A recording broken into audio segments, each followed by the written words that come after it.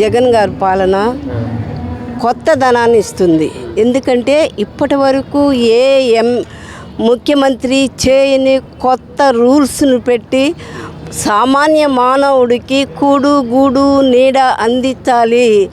చదువు అనేది మరి ప్రతి ఒక్క పేదవాడి ఇంట ఉండి బతుకు భయాన్ని ఎదిరించాలి అనే నినాదంతో చేయి కల్పిస్తూ చేయూతనిస్తూ సహాయాన్ని చేస్తూ నడిపిస్తున్న నాయకుడు, మహానాయకుడు మన జగన్మోహన్ రెడ్డి గారు.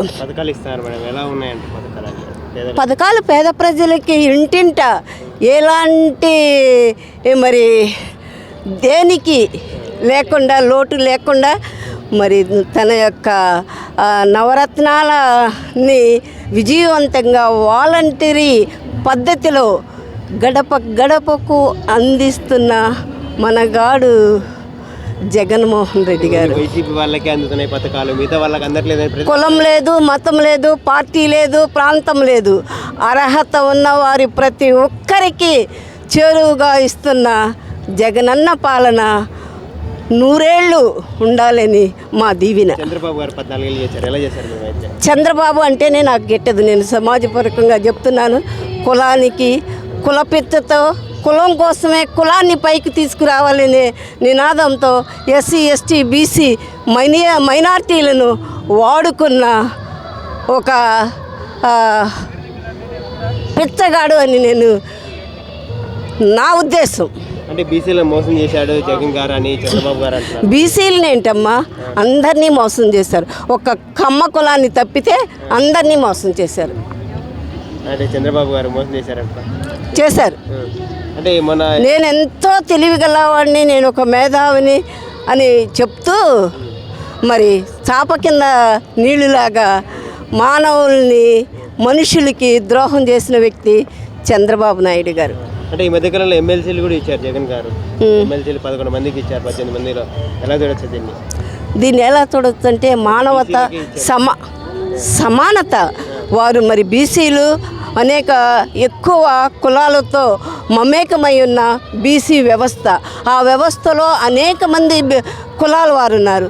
ఆలో సబ్ కులాలకు ఇస్తున్నది న్యాయపరమైన మానవులకి కావలసిన సమానతను చాటి చెప్పిన వ్యక్తి జగన్మోహన్ రెడ్డి గారు. ఇప్పుడు నారా లోకేష్ పాదయాత్ర చేస్తున్నారు. అలానే చంద్రబాబు గారు సభలలో జగన్ గారు ఒక సైకో, ఆర్థికంగా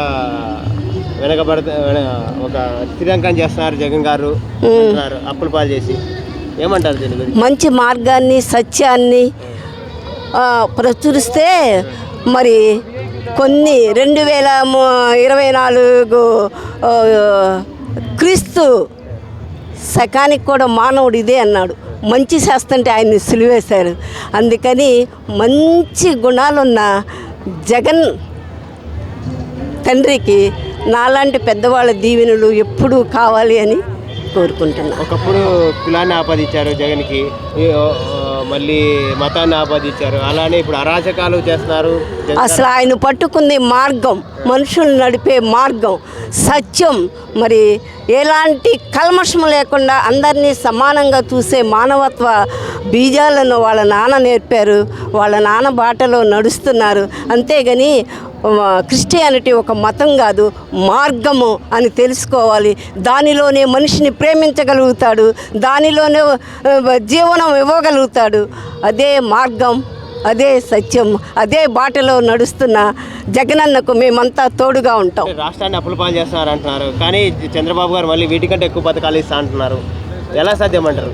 అది సాధ్యంగా ఉంది. ఇప్పటి వరకు నేను 14 సంవత్సరాల్లో చేయలేని వాడు చెట్టు పెరిగిన తర్వాతే ఉంది. ఆ చెట్టు ముళ్ళ కంచె అయిపోయినాక ఇది ముళ్ళ కంచె అవుతుంది, కానీ అది ఫలాలు ఇచ్చే చెట్టుగా ఎదగదు.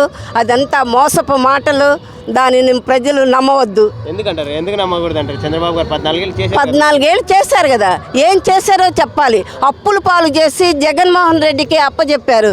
ఆ అప్పుల్ని అప్పు అని ప్రజలకు తెలియకుండా తను చెప్పిన వాగ్దానాలను మొత్తం మరి అమలుపరుస్తున్న ఒక మహా వ్యక్తి ఆయన. 2024 మళ్ళీ జగన్ గారు గంటాపదంగా 175 స్థానాలను తప్పకుండా సాధిస్తాం. Okay, thank you.